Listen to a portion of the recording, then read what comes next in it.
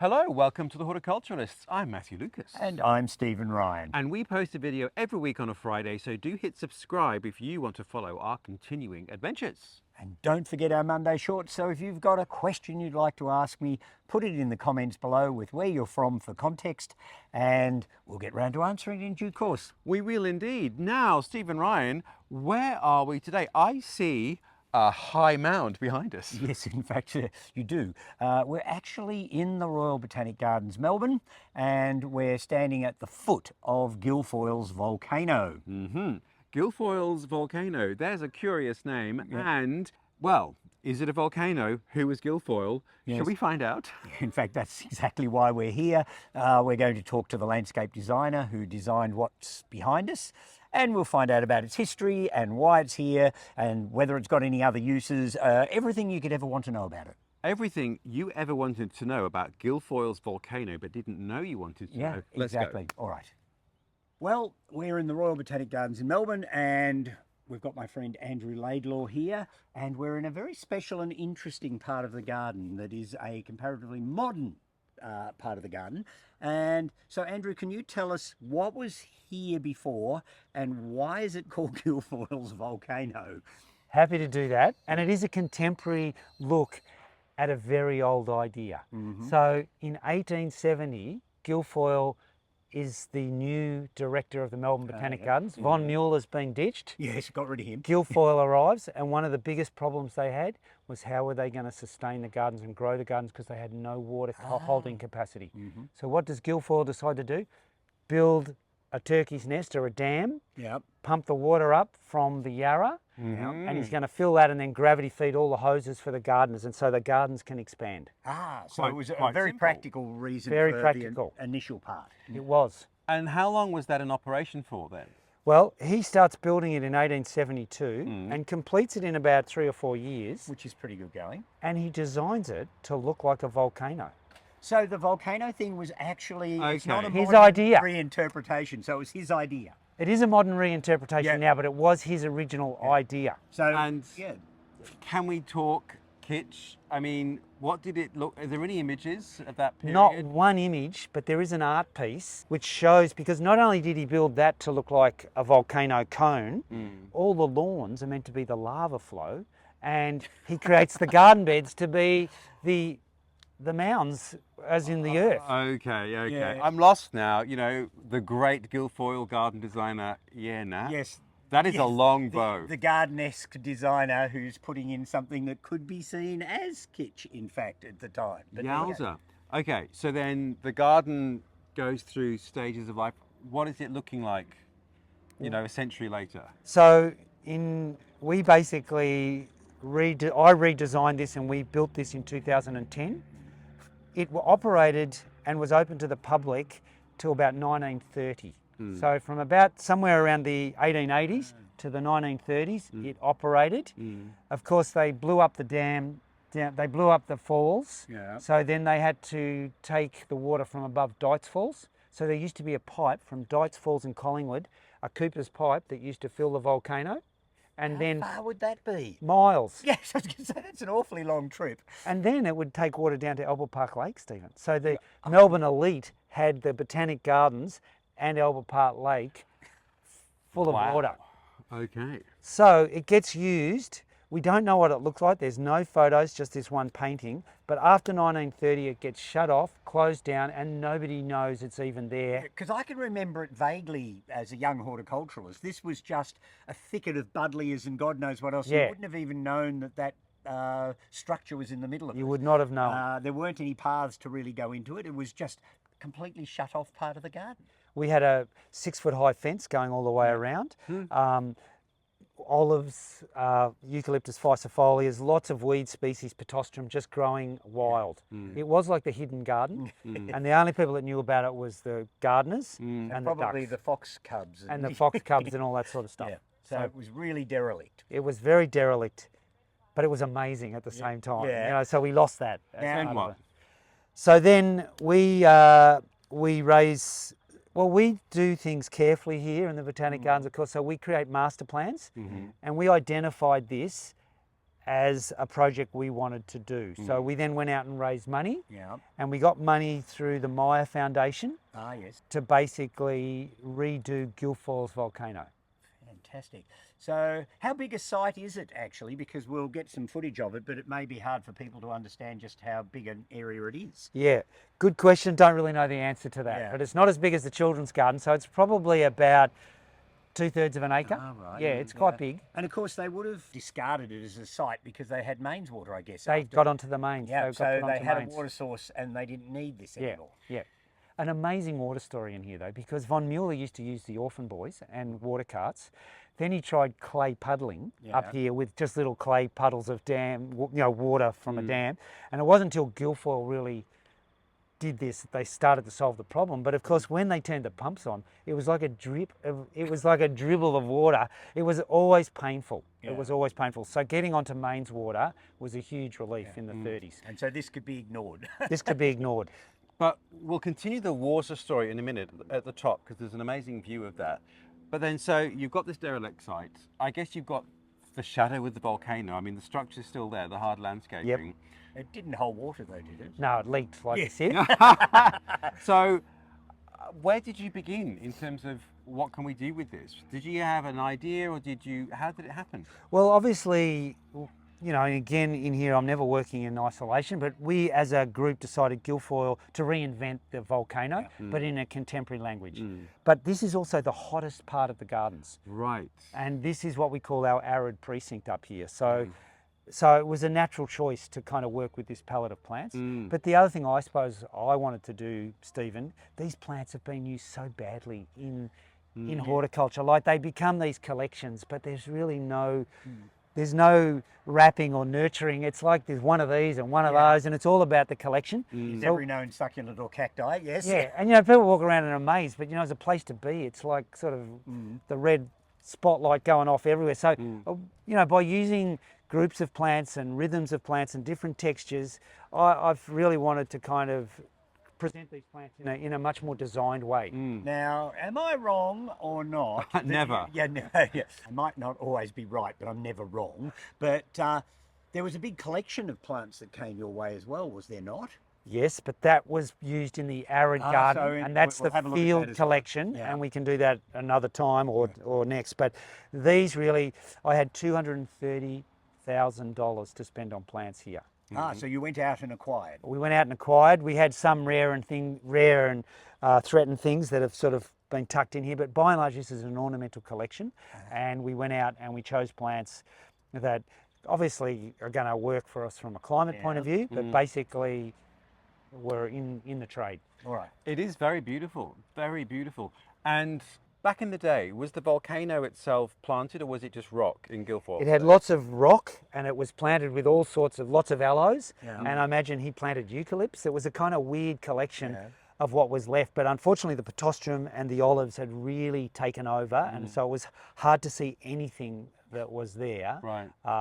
Except this one painting shows that there was lots of succulent material, so it was a little bit of a hint. So there was a bit of a hint. So you kind of was able threw to on work with that. Yeah. Because it's stunning. Well, I think let's go and talk about water, because the whole point of this structure was water, and now was. it serves another purpose. So let's go and have a look. Yes. Excellent.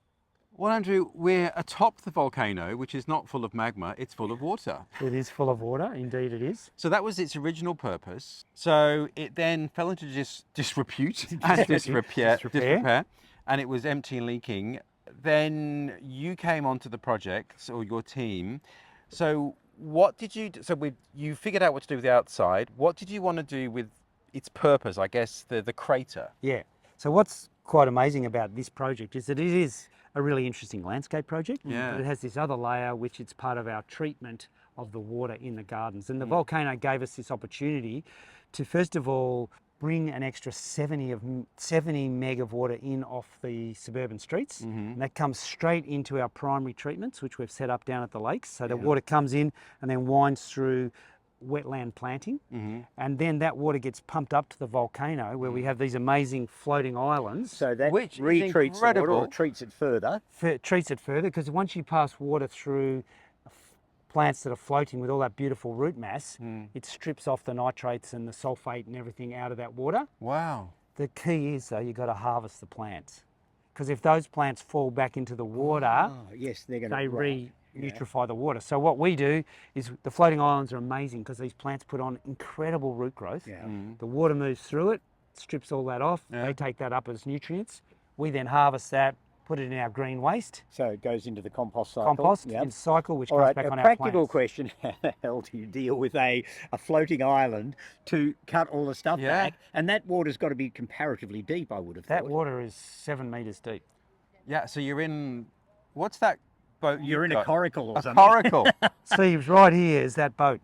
Oh, right. Oh. So we, horticultural staff, and I've been involved too, we go out, we cut it, Yeah. we dump it, and it gets wheelbarrowed all the way down. And then do you replant the islands or do No, they no, regenerate? Yeah, they regenerate. And what did you use on the floating islands plant-wise? It's a very interesting product, and it's used in golf courses and things, and it's patented by a New Zealand company, but it's recycled car tyre, but it's impregnated with polystyrene, which gives it some Oh, so it's floatability, buoyant, and yeah. we can have it, I designed these as circles to look like the lily pads, basically. Yeah. But I could have them this deep, I could have them on the surface, or I could have them slightly above the water. So we chose that various flotations for various different types of plants. And then plant-wise, what did you choose? Well, plants have naturalised now, but we've used a mix of plants here. So there's some indigenous plants here, like Lythrum, and we've got Juncus. But we've also got Colocasia, which is amazing. yeah, We've got looks amazing. Crinums, Yes. Crinum pedunculatum, which is a native plant. So, but these plants are all proven uptakers of nutrients. Yeah. So they do I a noticed great there's a job. few cannas in there Cannas, as well. which add a bit of colour. Yeah, they give a bit of a Yeah. burst, don't Yeah, they? So which they're are really fabulous lovely. things. What an amazing concept. And I have a vague notion in my mind that other cultures have used floating gardens. And obviously for that very same reason, I think it was the Aztecs maybe who had floating gardens, or they had built, I guess, plant boxes in man-made canals. Anyway, Yeah. I'm having flashbacks. So now we were talking about water, we were talking about mains water and how that changed the garden. What's your position now? What's your plan? Do you want to be completely free of the mains water, or what's the agenda? Look, we'd love to, but what this has done is this has improved the health of the water in this place phenomenally. We used to get blue-green algae, we used to get mud flats, and so now with this extra water, but also treating this water, it's just improved the life and the livelihood of this place, which is amazing. And in good years, we're taking about 40% off the water to irrigate with, which is saving us a huge amount So of you're money. you're getting close to half and half. Half and half almost. Which is pretty impressive. Yeah. Considering the size. Actually, how big is our botanic garden? 86 acres. So 86 acres, you've been able to cut the water usage by nearly a half. Yep. And a lot of it's water that you're using off the streets that would have just gone into the bay or Yeah, wherever. absolutely. And full of its own pollutants as well. Yeah. So it's a great system, and it's really made just everything feel a lot healthier in here during those long summers. Yeah. So it's really improved the place. And I'm the ignorant one here. So how did you find out about this kind of concept of the floating island, the water cleansing? Did you see it somewhere? Had you read about it? How did Well, you find actually, out? water plants treating water is old. Yeah. And it's technology that's used in a lot of our suburban areas now, where we have these settling ponds and the storm water goes in Which there. I've seen, yeah. Yeah. So floating islands, the technology, we've sort of learnt that. I think that came out of America, but it's been used in a lot of golf courses. Yeah. So they're using floating islands because of this amazing treatment that they can perform. So it wasn't our idea. We just piggybacked the technology that was already Golfing out one there. day. Yeah. But you've adapted it superbly to this site. I mean, you've got this wonderful high place that people can come to view parts of the garden from. You've got this water holding capacity here. And of course, because it's the hottest part of the garden, it's also given you the aspects that you can now show off all of these fabulous xerophytic plants, even though they're surrounding a water source, Yeah, which it's sort of quite seems amazing. a bit odd, doesn't it? Yeah, exactly. And again, what we've tried to do is we don't do any irrigating of this site. Yeah. So even though it houses our main water body, you're right, but we're trying to show people that you can have use these amazing plants that don't need the water. It really is beautiful. Well, thank you so much for explaining to us. We're going to have a wander around the cycle of Guilfoyle's volcano. It's so interesting to hear about it and the technology here. It's amazing. And it wasn't something just made up. Guilfoyle had already decided That's that's right. what it was Yeah, going that's to right. be. And So- that's why it's called Guilfoyle's volcano. Well, there you go. Well, thank you for your time, Andrew. Yes, It's thank absolute you, pleasure. Andrew. Thanks, guys. Beautiful. Stephen, so many things to ponder here, but cacti as ground covers. Yes, I have some reservations about it. I have don't. to say. I'm sold. Oh, are you? No, well, what happens if a piece of cooch comes up in the middle? Oh, don't be so prosaic. I Yes. think it's extraordinary. Yeah, so there you go. But it is quite remarkable. The different plant material they've used is really quite something. Now, there are some buds on this. It's about to come out. So what does it say it's called? It is a Cleistocactus, winteri. There you go. And so it's sort of lolloping along the surface and it's in sporadic bloom. There's some buds on it. It would look amazing. But a very cunning way to cover a rocky outcrop with a sort of a creeping cactus. Yeah, why not indeed? I mean, it's a huge group of plants. There's masses of different genera in the Cactaceae. Most of them are South American into Central America and up into North America, and they are a remarkable group of plants, and they're shown off beautifully in this garden. They are. All right, let's go look at something else. All right. So back to Andrew's point about a lot of these things you see sort of badly placed and Yeah. badly used. Well, this is an incredibly, I guess, popular landscape plant, isn't it? The barrel cactus. They are. They're remarkable things. I mean, cacti often have an enormous symmetry to them. So the plant itself is very geometric, so it creates all sorts of textures and forms in a garden. And of course, the barrel cacti are really popular as collector's plants because they're comparatively slow growing. So it takes a long time to get a nice big one.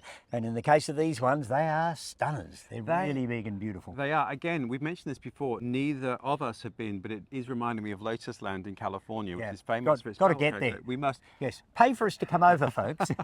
I guess this is another example. Here we are in the Botanic Gardens, which we've made many films. We've got a playlist which we'll link.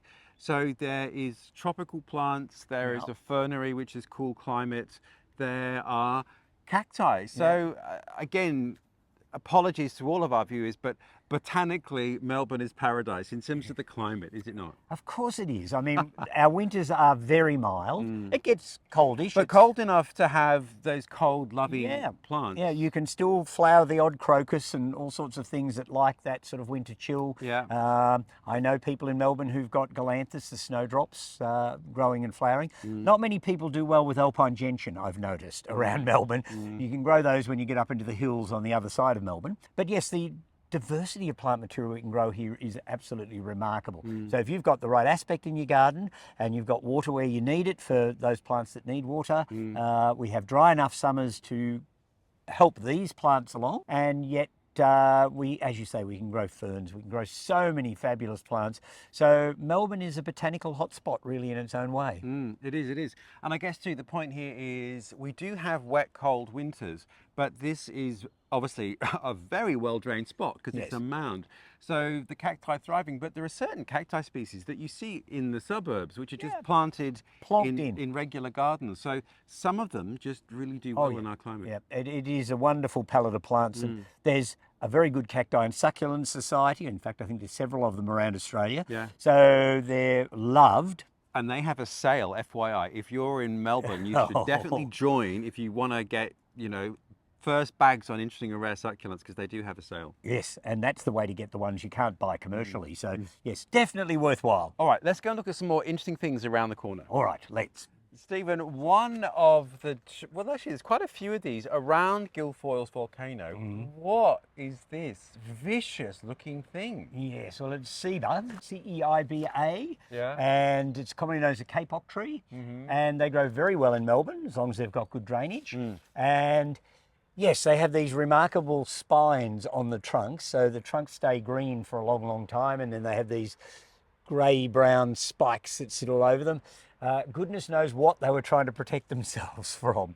Tree huggers. Mastodons or something. Yes, possibly. But also, and we'll have to come and show you, the flowers are like a massive orchid. They are. They're big, pink, gaudy flowers, and we're now in high autumn, so it's getting on towards our winter, and they're in full bloom at the moment. So it makes them a very valuable tree, flowering at such an unusual season. Stunning. And it's, you know, to Andrew's point about wanting to landscape this using all these plants in an interesting way, it is a very beautiful spot in the garden. Okay, there's a few other things for us to talk about though. Oh yes, there always is. The other thing at the foot of Guilfoyle's volcano, Stephen, are these very handsome palms. Yes, Bismarckia nobilis. Oh, I love it. Now, where's it from? Madagascar. And it comes your from the motherland. southern. Yes. Well, it's sort of my second homeland in a way. I love Madagascar, and these grow in the dry southern parts of Madagascar, and you get some annual grasses and the odd little low shrub, and then these things dotted right to the horizon, and the only big things growing there. And red rock, the whole thing is just absolutely fabulous. And are they silvery blue when they're mature? Oh yeah, they have the most. In fact, I think in the really dry climates, I don't think these are anywhere near as silvery blue as they are when you see them growing in the wild. So I think the dry climate actually brings up the intensity of the colour. So talking of which, we've made a video about cool climate palms, which these are not, and yet the cool climate palm lawn is just over there. They're in exactly the same spot, but obviously managing. Yeah, well, they're on a nice piece of raised ground. They wouldn't be overly irrigated. I'd still say that Bismarckia is a borderline palm for our climate here. Because it comes from a dry, hot climate, though, it's more likely to adapt here than something that comes from a really wet tropical forest. So they grow here. Excellent. I can't grow them. Now, the last thing for me, Stephen, on Guilfoyle's Volcano is the euphorbia. Yes, another, well, this one's probably a hybrid, but another plant of vaguely Madagascan origin. Yeah, I am somewhat astounded that they're just kind of growing out. And we saw them also growing in the Shrine of Remembrance in that courtyard garden where they were not getting direct sun and they were in fact getting a lot of winter dark. These are in full sun. Either way, they seem to love life here in Melbourne. Yes, they're fabulous. As long as you've got them in a well-drained site, they seem to be able to cope in both directions. And they're bold, they're interesting, they flower for ages, so they make great garden plants or pot specimens for that matter. Yeah. Now we've got several euphorbia videos actually. We've got rare euphorbia with Lyle at Rorama Nursery. We've got the garden perennial euphorbias in your garden. And now these. Anyway, I love them, so I'm thrilled to see them here on the volcano's banks. And I'm true confession, I've never really loved this spot of the gardens. Yes, it possibly takes a little getting used to. But having spoken to Andrew and just spent more time here, I mean, I love the idea of the floating garden, but I really love it now. Yes, well, I think when you understand the background of something, I mean, I scratched my head a tiny bit when I first heard this was the project, but I had no idea that in fact it was Guilfoyle himself that set up the project in the first place back in the 1800s. So it was a reinvention. It wasn't a new concept. So it then gets a bit of street cred when that happens, doesn't it? Really? Street cred, Stephen, right. Well, I have loved this visit to Guilfoyle's Volcano and the Botanic Gardens. Many thanks to the team for letting us wander around and to Andrew for his time. Yes, thank you, Andrew Laidlaw. You're a great chap and it's been fabulous to talk to you and get the gen on this particular part of the garden. Really has. Now, we have a playlist for films we've made here in the Melbourne Botanic Gardens, which I'll link below, and this film will be part of it. And if you want to know what we're doing next week, you'll have to hit subscribe. Yes, and don't forget that every Monday I answer people's questions. So it does. Put it in the comments below if you've got a gardening question you'd like to ask me. Make sure you put where you're from so that I have some context, and we will get around to answering your question in due course. We won't, he will. I'll read it out. But until then, we look forward to seeing you next week. All right, bye all.